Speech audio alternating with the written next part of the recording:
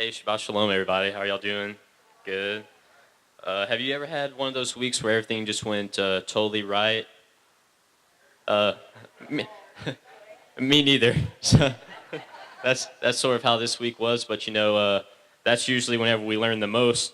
And thankfully, I'm so thankful to have all of you and to have Joe to teach me and the Father to teach me because it's the month of Elul, so I'm able to look at my life and a bad week within that context and try to understand for myself what the Father's trying to teach me. So as Joe said, the parashat is Nitzavim and Vayelech, which means standing, and he went. So we're just going to jump right into it. Deuteronomy chapter 29, verse 9. So I'll give you guys a second to get there. All right, carefully follow the terms of this covenant so that you may prosper in everything you do.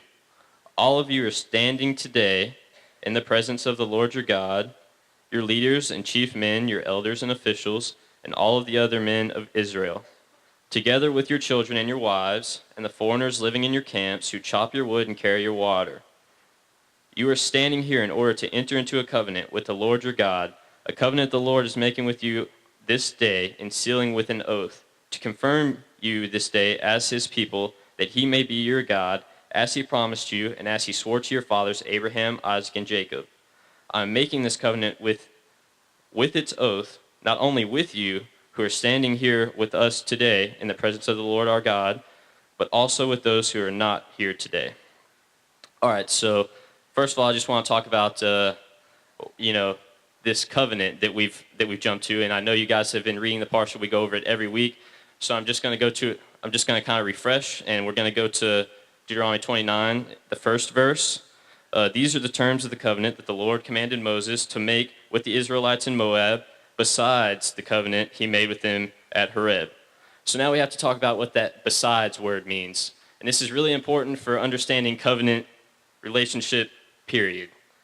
Okay, so if I talk about this dinner that we're going to have here in just a little bit together, and I say, we're going to have cake and chips and dip besides the delicious spaghetti we're going to have. So does that mean I'm just going to have chips and dip, or I'm just going to have cake, or am I just going to have spaghetti? No, it means in addition to. So in order to understand covenantal relationship, you have to understand that the covenants build on one another. And just as an example, whenever God made covenant with Abraham, was it null and void whenever he made covenant with Isaac? And then in turn, was that null and void whenever he made covenant with Jacob? Of course not.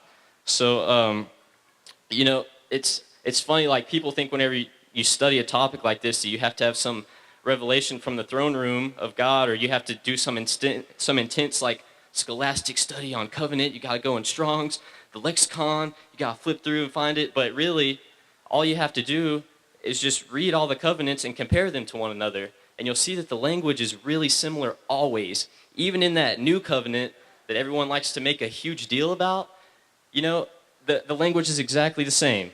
I will be their God, and they will be my people. And what's really new about that covenant, if you read it in context, right?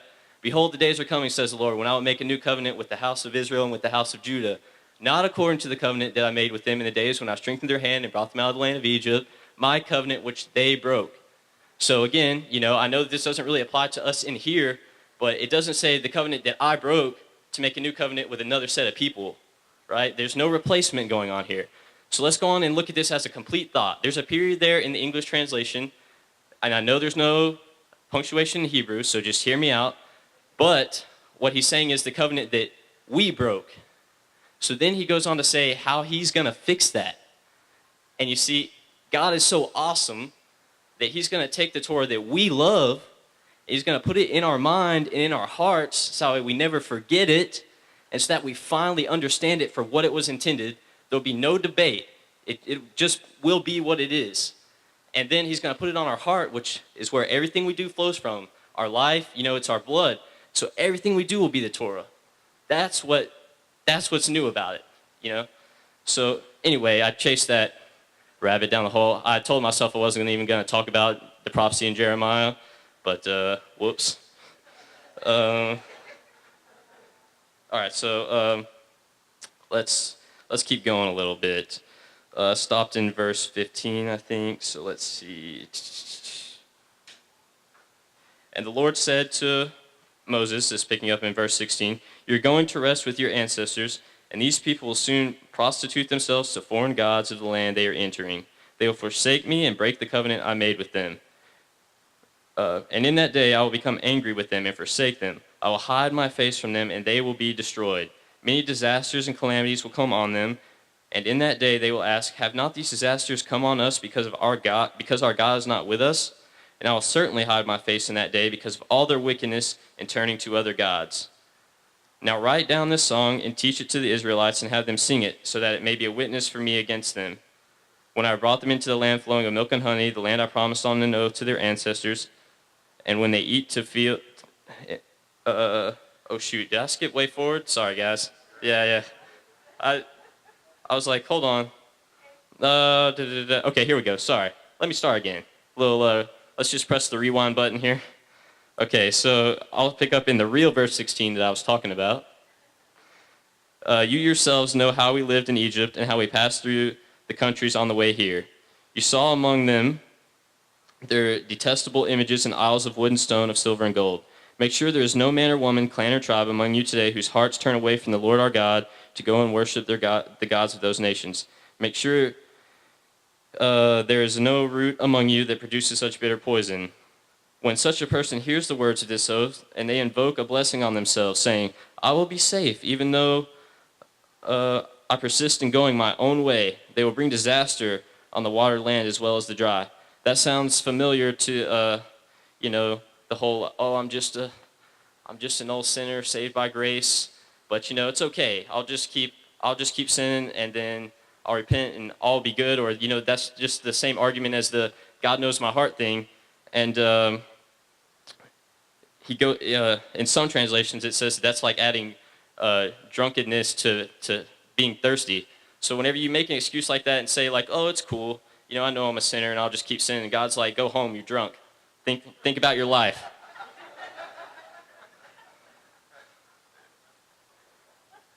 All right, so just for the sake of time, or I'll just go on and finish reading chapter 19, or 29, sorry. Let's see. "The Lord will never be willing to forgive them. His wrath and zeal will burn against them. All the curses written in this book will fall on them, and the Lord will blot out their names from under the heavens. The Lord will single them out from all the tribes of Israel for disaster, according to all the curses of the covenant written in this book." So you can be set apart for good, or you can make yourself be set apart from evil, and you get to choose whether you want life or death, which is an interesting thing to think about. "Your children will follow you in later generations, and foreigners who come from distant lands will see the calamities that have fallen on the land and the diseases with which the Lord has afflicted it. The whole land will be burning wastes of salt and sulfur, nothing planted, nothing sprouting, no vegetation growing on it. It will be like the destruction of Sodom and Gomorrah, Admah and Zeboim, which the Lord overthrew in fierce anger. All the nations will ask, 'Why has the Lord done this to this land? Why this fierce burning anger?' And the answer will be, 'It is because this people abandoned the covenant of the Lord, the God of their ancestors, the covenant he made with them when he brought them out of Egypt. They went off and worshipped other gods and bowed down to them, gods they did not know, gods he had not given them. Therefore the Lord's anger burned against this land, so that he brought on it all the curses written in this book. In furious anger and in great wrath, the Lord uprooted them from their land and thrust them into another land as it is now. The secret things belong to the Lord our God, but the things revealed to us and to our children forever, that we may follow all the words of this Torah." That speaks for itself.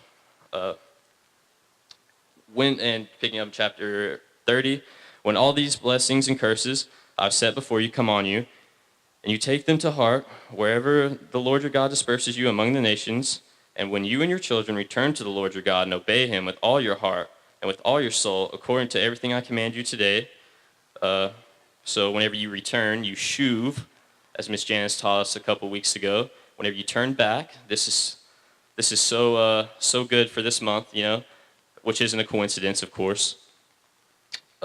Then the Lord your God will restore your fortunes and have compassion on you, and gather you again from all the nations where he scattered you. Even if you have been banished to the most distant land under the heavens, from there the Lord your God will gather you and bring you back. He will bring you to the land that belonged to your ancestors, and you will take possession of it. He will make you more prosperous and numerous than your ancestors. The Lord your God will circumcise your hearts and the hearts of your descendants, so that you may love him with all your heart and with all your soul and live. The Lord your God will put all these curses on your enemies who hate and persecute you. You will again obey the Lord and follow all his commands I am giving you today. Then the Lord your God will make you most prosperous in all the works of your hands and in the fruit of your womb, the young of your livestock, and the crops of your land. The Lord will again delight in you and make you prosperous, just as he delighted in your ancestors. If you obey the Lord your God and keep his commands and decrees that are written in the book of the Torah, and turn to the to the Lord your God with all your heart and with all your soul. Now what I am commanding you today is not too difficult for you, nor beyond your reach. It is not up in heaven so that you have to ask, who will ascend to heaven to get it and proclaim it to us so that we may obey it? Nor is it beyond the sea, so that you have to ask, who will cross the sea to get it and proclaim it to us so that we may obey? No, the word is very near to you. It is in your mouth and in your heart, so you may obey it. So here God is reiterating one of the curses that he put forth in chapter 28 about scattering Israel. And in that passage, he says that whenever they are scattered and whenever they are oppressed, they'll find no rest, and they'll constantly fear for their lives. It says that in the morning they'll say, oh, I wish it were evening, and in the evening they'll say, oh, I wish it were morning. They'll constantly be in fear for their lives. And so this passage, in conjunction with that one, brings to mind something that Yeshua said, hundreds of years later. All of you who labor and are burdened, come to me and I will give you rest. And take my yoke and learn from me, for I am humble in heart, and I will give you rest for your souls. For my yoke is light and my burden, or my yoke is easy and my burden is light. Right? So what he's saying is, first of all, you could say that that's a messianic implication. I was starting to understand that everything that he said had some sort of messianic implication. I think just because of my Baptist upbringing, I've always tended to think that he just walked around and ooh, God radiated off of him and they saw him, they were like, oh, Messiah. But if that were the case, they would have all known him, right? And you have to understand that for centuries, rabbis have been teaching, and Yeshua did as well, that the yoke of the Torah sets you free. And, I don't really understand why this is such a weird concept to us as Americans. It's probably a failure of our school system maybe, or just, I don't know. But see, the laws of our democratic republic are supposed to set us free from the laws of oppression. So really, this shouldn't be such a strange foreign concept. I mean, there are public buildings where this is written, like courthouses. The law is liberty. And but yet we, whatever. But, it's also notable to point out that Yeshua does acknowledge that it is a yoke. It does have its own weight and responsibility, but you're not under the yoke of sovereignty, and you're not under the yoke of having to toil over the land. Because if you follow the Torah, you'll be blessed. The blessing and the curse was laid out. So anyway, let's keep reading.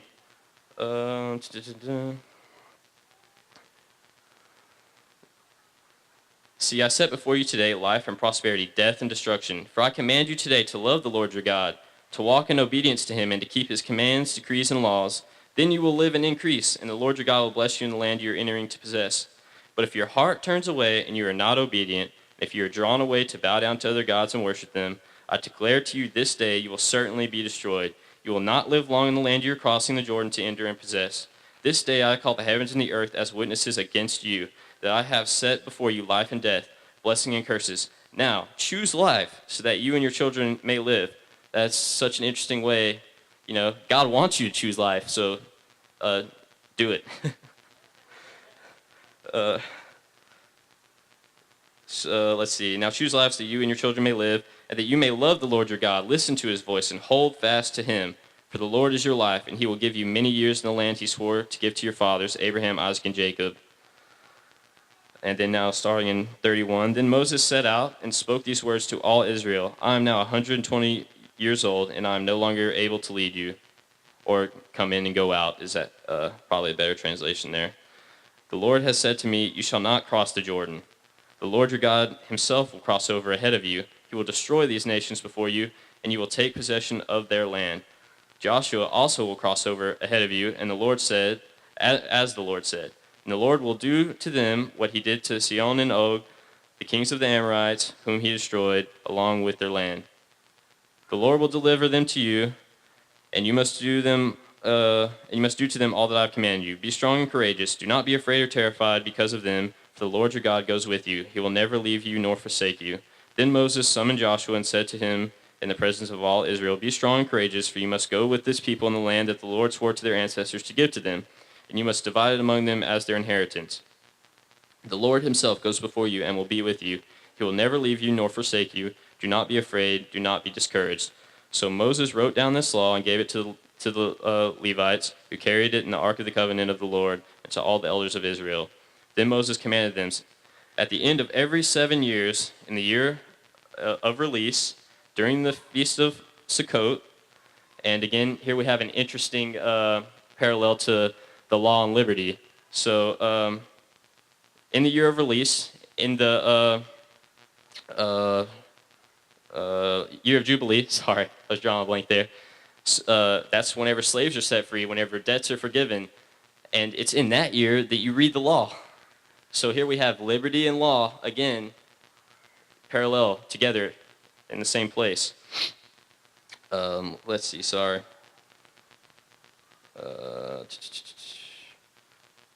When all Israel comes to appear before the Lord your God at the place he will choose, you shall read this law before them in their hearing. Assemble the people, men, women, and children, and the foreigners residing in your towns, so they can listen and learn to fear the Lord your God, and follow carefully all the words of this law.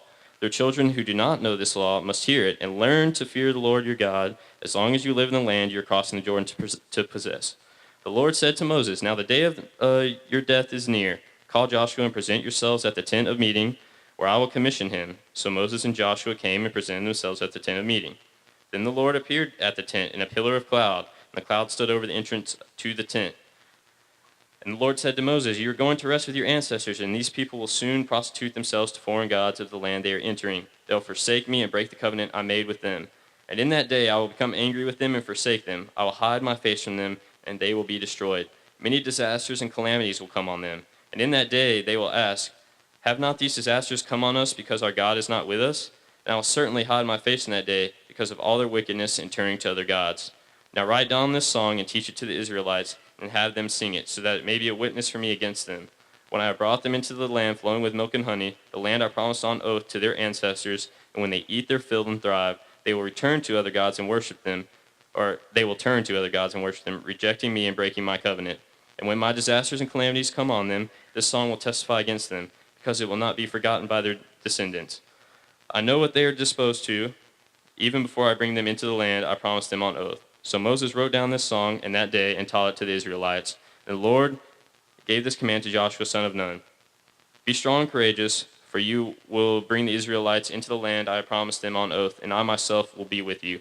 After Moses finished writing in a book the words of this law from beginning to end, he gave this command to the Levites, who carried it in the ark of the covenant of the Lord. Take this book of the Torah and place it beside the ark of the covenant of the Lord your God. There it will remain as a witness against you, for I know how rebellious and stiff-necked you are. If you have been rebellious against the Lord while I am still alive and with you, how much more will you rebel after I die? Assemble before me all the elders of your tribes and all your officials, so that I can speak these words in their hearing and call the heavens and the earth to testify against them. For I know that after my death, you are sure to become utterly corrupt and to turn from the way I have commanded you. In days to come, disaster will fall on you because you will do evil in the sight of the Lord and arouse his anger by what your hands have made. And Moses, that's for next week. So I won't get too ahead of myself. I'm going to pass it on back over to Joe, and thank you guys. Shabbat Shalom.